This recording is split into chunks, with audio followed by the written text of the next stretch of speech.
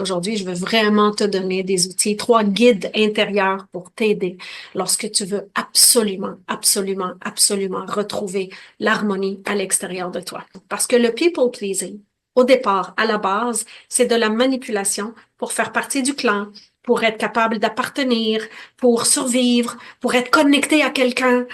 Et je suis la quatrième de 5 enfants dans une famille où je suis née au Liban. Et la quatrième, qui vivait quand même dans une famille dysfonctionnelle, où il y avait beaucoup, beaucoup la guerre à l'extérieur, mais il y avait aussi la guerre à l'intérieur dans ma famille. Et j'ai commencé à collecter l'information pourquoi je suis devenue people pleaser. Puis je sais pas ici s'il y en a parmi vous qui qui sont dans l'agréabilité consciente ou inconsciente. Consciente, ça veut dire que tu as les outils. Tu en es consciente, mais que tu as les outils d'avancer. Inconsciente, c'est que ça embarque et que tu n'es même pas consciente que c'est en train d'embarquer. Fait qu'aujourd'hui, je vais te donner vraiment des trucs pour retourner à toi et comprendre qu'est-ce qui se passe. Ce que ça fait, le people pleaser, c'est qu'il veut absolument, absolument garder la relation. Absolument garder la relation. Il veut absolument avoir une relation harmonieuse, retrouver l'harmonie. Il est très inconfortable avec la dissonance, très inconfortable avec le conflit, très inconfortable avec la confrontation.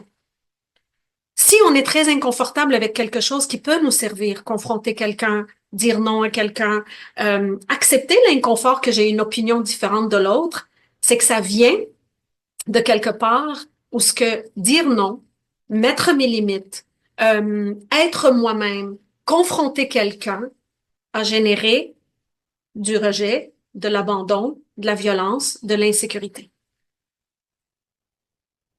Et lorsque je paye le prix du non, de mon opinion, de confronter, lorsque je paye un prix, mon cerveau qui est tellement intelligent, il me dit, inquiète-toi pas, on va plus payer ce prix-là. Et il t'envoie un mécanisme pour réguler cette part de toi qui voulait s'exprimer, qui voulait être elle-même, et ça devient du people pleasing. Pour que l'harmonie soit à l'extérieur, il y a une dissonance à l'intérieur de moi.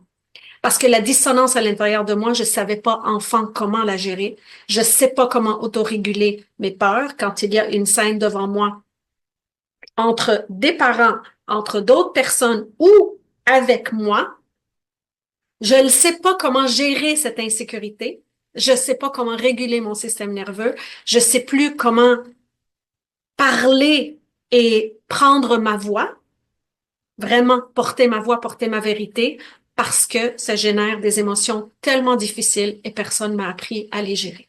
Surtout quand on est sensible, quand on est empathique, quand on est hyper vigilant, ça vient d'une grande insécurité à l'enfance. Donc, des fois, c'est être témoin de quelqu'un. C'est pas obligé d'être visé à toi, mais si tu es observatrice, si tu es sensible et que tu regardes une scène entre ta mère, ton père, ta sœur, ta mère, ton frère, et que tu vois que la personne, si elle n'est pas d'accord, si elle confronte, si elle dit non, elle est rejetée, violentée ou abandonnée, ben ton cerveau, il veut te protéger. Alors la première chose, c'est vraiment dire merci, hein? C'est de comprendre que ta sécurité interne en dépendait. Fait que ce mécanisme est puissant. Il m'a aidé à vraiment rester connectée à mon papa. Parce que si je disais non, c'était très insécurisant. Ça m'a permis de rester connectée à toute ma famille. Ça m'a permis d'exister dans le clan. Ça m'a permis de recevoir de l'amour. Ça m'a permis de recevoir de l'attention. Et donc, ça m'a évité aussi de l'insécurité.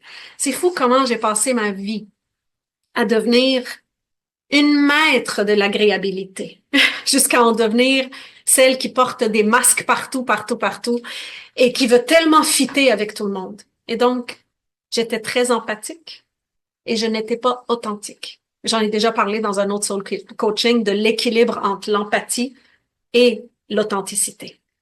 L'authenticité, c'est lorsque je te montre réellement qui je suis, au risque et péril que tu dises, je n'aime pas. Ça cadre pas avec mes valeurs. Ça cadre pas avec moi. Ton opinion, ça ne me plaît pas. Ton mode de vie, qui tu es, ta façon de voir la vie, ça ne cadre pas avec moi. Donc, il peut y avoir rejet, il peut y avoir abandon, il peut y avoir jugement, critique, trahison. Donc, lorsque tu sais comment gérer les blessures de l'abandon, du rejet, d'être vraiment victimisé par quelqu'un d'autre, lorsque tu sais comment gérer ça, ben, Tu ne deviens plus people pleaser, tu deviens une vraie people pleaser authentique. Ça veut dire que tu donnes ton attention authentiquement à des gens tout en étant certaine de porter en toi ta vérité. Donc, c'est des familles émotionnellement instables ou exigeantes. C'est vraiment, ça vient de l'enfance. Et on devient hyper vigilant pour éviter tout conflit autour de nous, puis on cherche l'harmonie à tout prix. Qui ici cherche l'harmonie à l'extérieur de nous à tout prix dans nos relations? Il y a comme un grand inconfort lorsqu'il y a des gens qui se chicanent ou qui parlent, qui n'ont pas la même opinion, ou ce que dirigés vers toi ou pas vers toi. Tu es assise dans le salon ou tu es assise à un souper familial, puis il y a cette dynamique qui se crée autour de toi, puis tout ce que tu veux, c'est recréer l'harmonie. C'est des gens qui ne se positionnent pas vraiment et réellement à l'extérieur. Et des fois même, ils ne savent même pas quelle position à l'intérieur parce qu'on veut juste être bien. Parce que quand l'autre est bien, quand papa est calme, et quand il rentre du travail, puis que je savais par la façon qu'il mettait sa clé dans la porte, je savais s'il était de bonne humeur ou s'il était fâché, s'il était agréable cette journée ou s'il était vraiment stressé. Je le savais. Et je pouvais ajuster mon taux d'agréabilité tout dépendamment de comment il arrivait du travail, comment il se réveillait le matin. Puis, lorsque on est dans une situation où ce qu'il n'y a pas d'harmonie, où ce que j'apprends à dire non, j'apprends à dire ma vérité. Et lorsque tu es en conflit, la première chose, c'est quand tu le sais que tu es à la recherche de l'harmonie extérieure, tous tes mécanismes de défense vont s'enclencher. Tu vas te déconnecter complètement de toi et tu vas vouloir uniquement la paix à l'extérieur. Donc, je vais te ramener à retrouver toujours l'harmonie. J'ai pas changé, je cherche encore l'harmonie dans ma vie. Vous savez, il y a même pas comme une gâchette, une switch à l'intérieur qui se déconnecte complètement de nous lorsqu'on est dans l'agréabilité, lorsqu'on est dans le people pleasing et lorsqu'on recherche absolument, on veut manipuler toute la situation pour que l'harmonie revienne à l'extérieur de nous. Parce que quand on est enfant, l'harmonie vient de l'extérieur. Lorsque tu es en dissonance à l'intérieur de toi, qui est là pour te guider? Quand ça va bien, l'enfant se sent bien. L'enfant jeune, pas l'adulte, pas la femme de 52 ans. Quand ça va bien dans la relation, quand ça va bien dans la maison, quand ça va bien entre maman et papa, je me sens bien. C'est l'effet miroir, les neurones miroirs. Comment tes parents gèrent leurs émotions? Ils t'apprennent à gérer tes émotions. Mais lorsque tu es prise toute seule, avec le rejet, avec l'abandon, avec la violence, avec l'insécurité, avec le jugement, avec la trahison, comment tu te sens avec la honte? Personne t'aide à gérer ça. Donc, tu te retrouves toute seule avec ces émotions-là et c'est tellement difficile. C'est mieux de se déconnecter et de se connecter à la situation pour qu'elle redevienne complètement harmonieuse. Si j'arrête de dire non, ça va aider papa à ne pas être fâché. Si j'arrête de confronter ma mère, ça va aider notre relation. C'est fou comment notre cerveau est intelligent. J'ai passé des années à parfaire, à masterer l'art de l'agréabilité jusqu'au moment où j'ai compris que l'harmonie, c'est en dedans de moi qu'il faut que je la retrouve. Et ça, c'est devenir adulte émotionnellement. L'intelligence émotionnelle, c'est de retrouver un état d'harmonie à l'intérieur de nous. Et si je retrouve tout ça, ben, je viens de désamorcer le cycle de devenir agréable inconsciente. Quand on est dans le mécanisme, parce que des fois, on embarque dedans sans même le savoir. Le rat que je parle, c'est comme notre inconscient. Il embarque à l'intérieur de nous. Il embarque très rapidement. On se coupe de notre vérité et on se connecte à la vérité de l'autre. Parce que si je me connecte à la vérité de l'autre, à vraiment sa part de vérité, ben ça va bien. Je suis acceptée, je suis accueillie. Donc, il y a une déconnexion de mon intuition, de mes valeurs, de mon système nerveux, et je deviens connectée au système nerveux de l'autre, à la vérité de l'autre et à tout ce que l'autre peut nommer. Qu'est-ce qui arrive avec toutes les personnes qui me regardent ici? Ta relation avec toi-même. Il y a une déconnexion. Et tu essaies de plugger ton cordon ombilical sur l'autre, sur sa vérité, ses valeurs, son intuition, sa réalité, son système nerveux, pour l'apaiser, pour le calmer. Wow! Mais j'ai identifié 3 guidelines, 3 vérités à l'intérieur de moi, que lorsque je retourne en moi, ça m'aide à retrouver l'harmonie. Je les ai déjà nommées un petit peu. Donc, ce mécanisme qui est là, c'est que je ne suis plus dans mes propres valeurs, je ne suis plus dans ma façon de voir la vie, je ne suis plus dans ma vérité. Mon système nerveux, je le ressens même plus, je suis juste connectée à l'autre. Donc oui, je suis activée, mais je suis pas activée pour le calmer moi-même, je veux juste que l'autre se calme pour que je me calme. C'est fou, hein? Et c'est hallucinant comment le people pleasing a géré ma vie pendant des années et des années et des années. Je savais même pas que ça existait, ce concept. Je croyais que je pouvais tisser des liens avec tout le monde et ça m'aidait parce que je tissais des liens, peu importe où ce que j'allais. Peu importe la personne. Peu importe la personne, autoritaire, narcissique, gentille, pas gentille, peu importe. Et donc, je n'étais pas dans ma vérité. Je n'étais pas dans mon opinion et les gens ne savaient pas qui j'étais réellement. Actually, je ne savais pas qui j'étais réellement. Qui suis-je? C'est quoi mes valeurs? C'est ta responsabilité de retrouver l'état d'harmonie. C'est pas à l'autre de te l'offrir. Sauf que tu es en train de copier un modèle d'enfance où ce que c'est aux parents, c'est la responsabilité du parent de sécuriser l'enfant. C'est vraiment le parent, la personne qui t'aime le plus au monde qui était supposée t'aider, te calmer, t'apaiser, ramener l'harmonie. Ce n'était pas ta responsabilité. Il y a eu des moments de honte. Et j'ai décidé que plus jamais je vais tenir tête, plus jamais je vais tenir tête, sauf que ce mécanisme, il a continué avec moi à l'âge adulte. Et ça créait des frustrations, ça créait un éloignement à 100 000 lieues de qui je suis réellement, de ma vérité. Et le jour que tu rentres chez toi, tu rentres à ta source. C'est quoi ma voix? C'est quoi mes idées? C'est quoi mes valeurs? Ah! C'est comme un moment ou ce que c'est comme si tu es intégré en toi-même. Tu es en cohérence avec toi-même. Regarde toutes tes relations. Regarde dans quelle relation, lorsque tu sens qu'il y a une sorte d'insécurité, que le lien se brise, qu'il y a une sorte d'insécurité de revivre une blessure de rejet, d'abandon, d'humiliation, de trahison, etc. Qu'est-ce que tu fais? Est-ce que tu restes dans ta vérité ou tu plies? Tu recherches l'harmonie chez l'autre pour activer chez toi l'harmonie. Et lorsqu'on le va à l'envers, lorsque j'active chez moi l'harmonie, ça m'importe peu l'autre parce que mon cerveau gagne, mon cœur gagne l'harmonie à l'intérieur de moi. C'est important pour moi, c'est d'être vraiment dans l'équité de quelque chose. Je ne veux pas perdre pour être en relation. Pour gagner une relation, je suis en train de me perdre. Et l'autre n'a aucune idée qui suis-je. Mais c'est pas correct de show up dans une relation sans vraiment dire qui tu es. Ou lorsque tu oses dire qui tu es, qu'est-ce qui se passe à l'intérieur? Il y a une déconnexion. Et aujourd'hui, je sais exactement c'est quoi ces guidelines-là. Alors, je vais t'inviter à reconnecter avec ces 3 guidelines, ces 3 lignes directrices qui vont te ramener à retrouver l'harmonie en toi. Parce que je peux t'assurer qu'il y a comme une switch à l'intérieur qui te déconnecte de ces 3-là. Et tu deviens connecté à la réalité, la vérité, les valeurs de l'autre. La première, c'est ton intuition.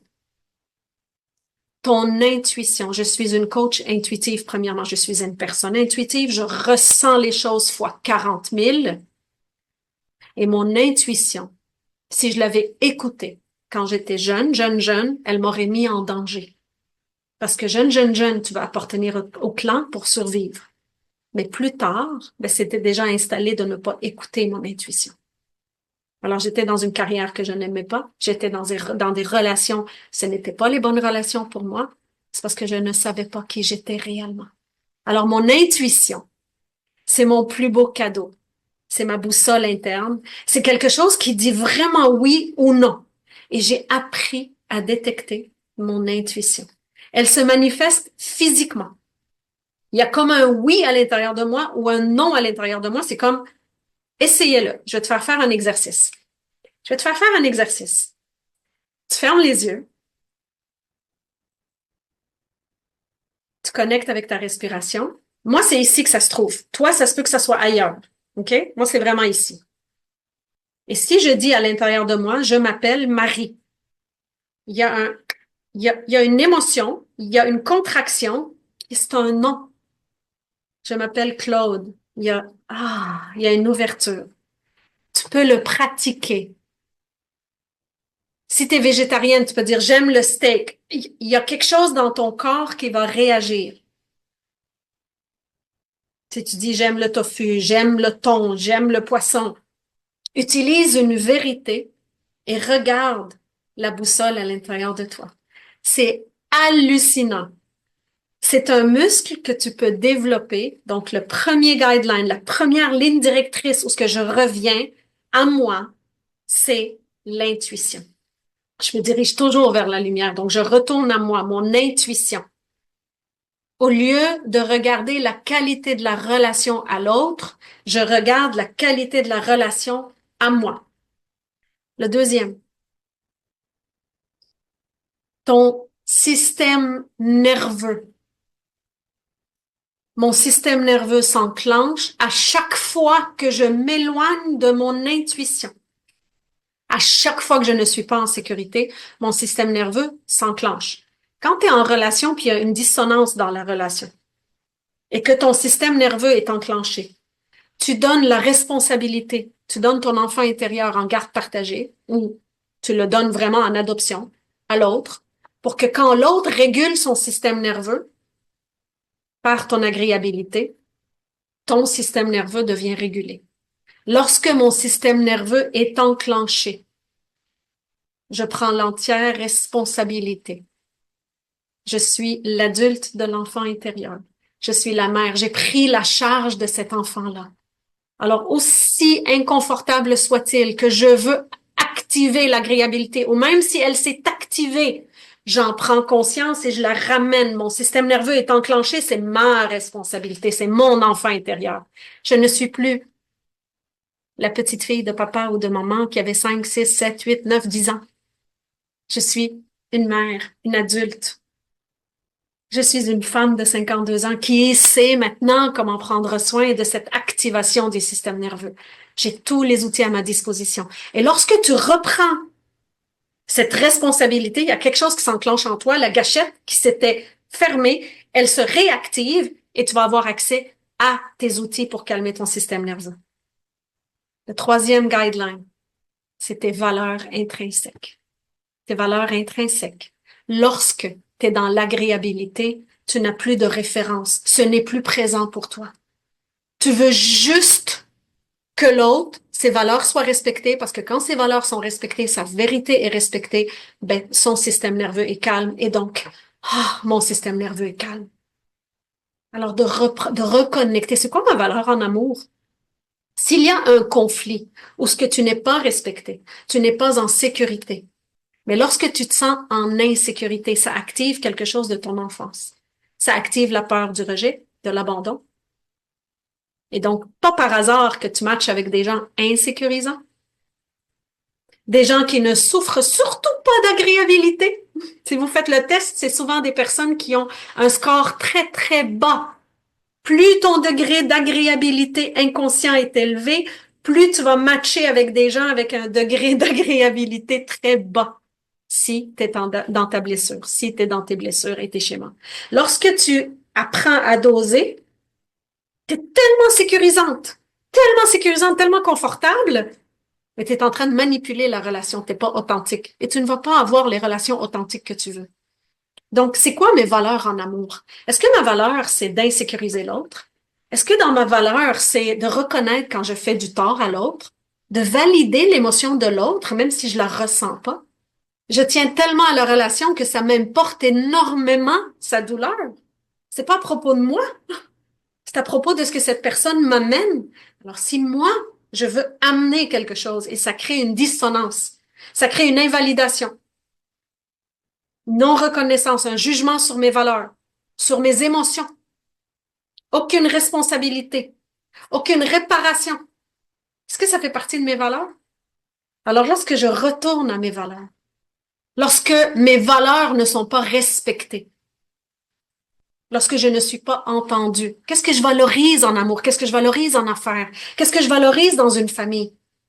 Qu'est-ce que je valorise? Et lorsque tu retournes à tes valeurs, Ça te donne des outils, une route, un chemin pour aller vers là.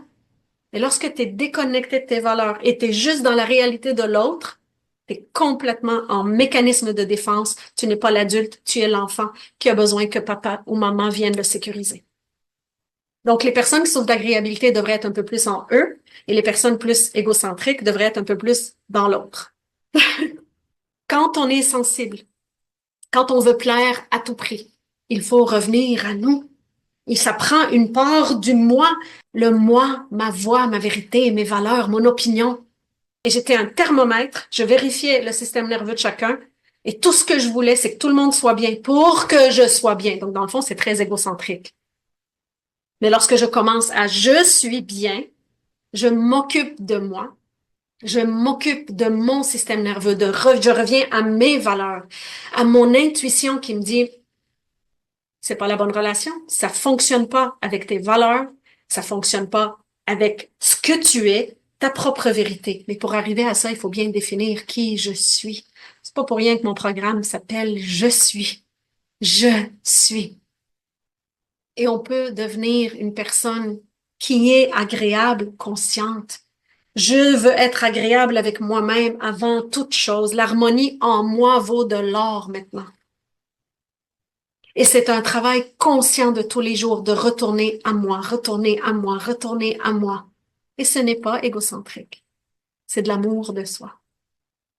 Lorsqu'on se passe en premier, lorsque je suis guidée par mon intuition, mes valeurs et je régule mon système nerveux, je peux couper des liens et je fais de la place à des relations exceptionnelles. Mais c'est un travail ici, c'est pas à propos de l'autre. Je suis l'entière responsable de tous mes comportements, de tout ce qui vient dans mon champ de conscience. Mon âme me l'a envoyé pour que je puisse le travailler, le transcender. Et elle va continuer à me l'envoyer jusqu'à temps que je travaille à parfaire mon talent. Sécuriser mon système nerveux, suivre mon intuition et vraiment connecter à mes valeurs et prendre une action directe. Le programme Je suis est fait sur mesure pour toutes les personnes qui désirent réellement plonger dans les profondeurs de leur âme et comprendre que le corps garde un score, mais l'âme réécrit l'histoire. Ma mission, c'est de vous aider à connecter à l'extraordinaire en vous. Alors, je vous aime et on se retrouve très, très bientôt. J'espère que ce contenu t'a vraiment aidé à mieux te comprendre. Je t'invite à t'abonner à la chaîne et assure-toi d'activer la cloche de notification pour ne rien manquer.